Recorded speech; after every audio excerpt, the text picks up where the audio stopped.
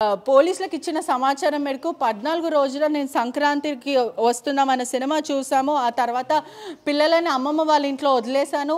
వాళ్ళు ఆడుకుంటూ ఉన్నారు. అక్కడ భార్యతో నాకు గొడవ జరిగింది. తాళి తీసి నేలకి కొట్టేసింది. మొహం పైన విసిరేయంతో నాకు కోపం వచ్చింది. వెంటనే గోడకు అదిమి మరి కొట్టాను.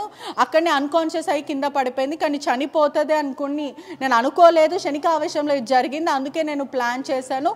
2 కత్తులు తీసుకొని శరీరం మెత్తటి భాగాలంతా కూడా కోసాను. ఆ తర్వాత వాటర్ హీటర్ని ఆన్ చేసి బకెట్లో నీళ్లు పెట్టి ఉడకపెట్టాను. ఆ ముక్కలంతా బొక్కలు ఏవైతే ఉంటాయో ఎముకలంతా కూడా పూర్తిగా తగలబెట్టాను అంటున్నాడు. 6 గంటల పాటు వరకు నేను ఉడికించాను. ఆ తర్వాత పైన బిల్డింగ్ పైన ఎండపెట్టాను. ఆ తర్వాత దాని రోకల్ బండతో దంచాను. బోన్స్ అంతా కూడా కాల్చి వేశాను. ఇలా మర్డర్ చేశానని అంటూ పోలీసుల ముందు ఒప్పుకుంటున్నారు. పోలీస్కి మాత్రం ఇది ఒక ఛాలెంజ్ కేసు అనే చెప్పొచ్చు. ఎందుకంటే ఎటువంటి ఎవిడెన్స్ అంటే ఆర్మీ ఆఫీసర్గా పనిచేశాడు కాబట్టి ఎటువంటి ఎవిడెన్స్ మనం చూడొచ్చు కూడా ఇక్కడ క్లియర్గా చూస్తే కూడా ఎటువంటి ఎవిడెన్స్ కనిపించట్లేదు. అంటే బ్లడ్ స్టెయిన్ మార్క్సే కానీ లేకపోతే దానికి సంబంధించిన ఏదైనా క్లూస్ దొరుకుతాయని అంటూ పోలీసుల క్లూస్ టీమ్స్ కూడా పూర్తిగా గాలింపు చేసినప్పటికీ కూడా ఎటువంటివి దొరకలేవు. ఒకవైపు ఎఫ్ఎస్ఐ టీం కూడా సర్చ్ కొనసాగించిన తర్వాత అంటే పూర్తిగా క్లూస్ టీమ్ కూడా సర్చ్ కొనసాగించిన తర్వాత ఎటువంటి ఎవిడెన్స్ దొరకపోవడం అదొక ఛాలెంజింగ్ కేసుగా అనిపిస్తుంది.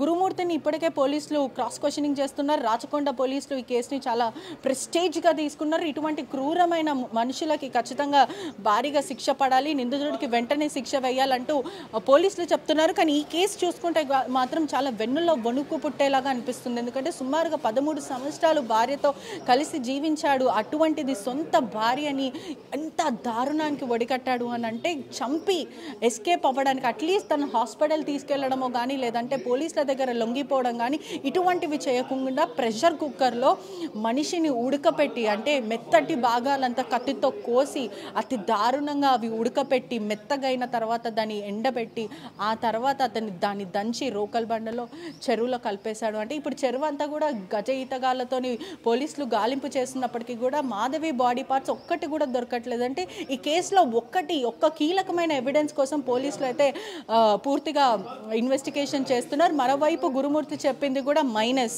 మైనస్ అంటూ ఒక వర్డ్ యూజ్ చేస్తున్నారు. ఇప్పటికే పోలీసులు తల బాదుకుంటున్నారన్న పరిస్థితి కనిపిస్తుంది.